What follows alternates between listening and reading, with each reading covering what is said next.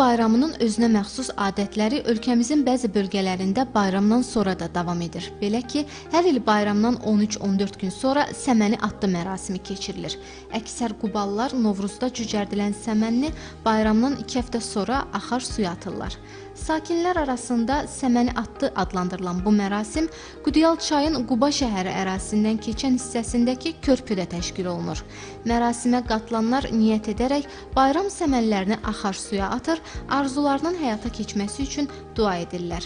Hər il biz bu səməni atdı bayramına yığılırıq, əhd eləyirik, əhdimiz yerinə çatanda getirib atırıq. Yenə təzdən niyyət eləyirik. Ta qədimdən bu bayram belə olub. Neçə dəfə arzu tutmuşam, niyyət eləmişəm, getirib atmışam. İndi yenə də sağlıq olsun, yenə niyyət eləməyə gəlmişəm. Biz hər aprelin ikisi gətirib axar suya Novruz bayramından qalmış səmənini atırıq və arzularımızı diləyirik. Arzularımız həyata keçsin deyə və səmənini axar suya atırıq və ürəyimizdə yarım qalan arzularımız var. İnşallah onlar həyata keçər, bu ildə gerçəkləşər. İnanca görə səmənini suya atan şəxsin arzusu növbəti Novruz bayramına kimi həyata keçir. Niyyəti həyata keçən şəxs növbəti bayramda yenidən mərasimə qatılır və burada olanlara şirniyyat paylayır.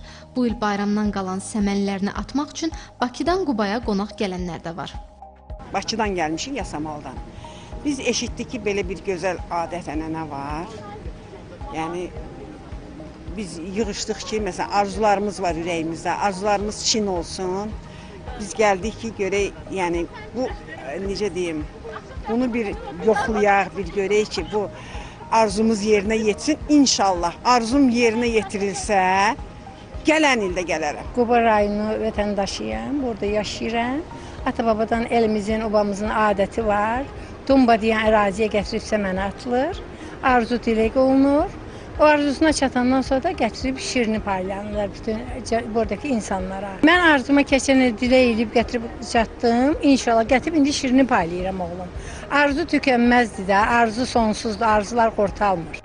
Folklorşünas Sevinç Qasımova deyir ki, xalq mifologiyasında qədimdən gələn bu ənənənin özəlliyi ondadır ki, uzaq yerdə yaşayan insanlar bir-birlərini görür, bir yerə toplanırlar.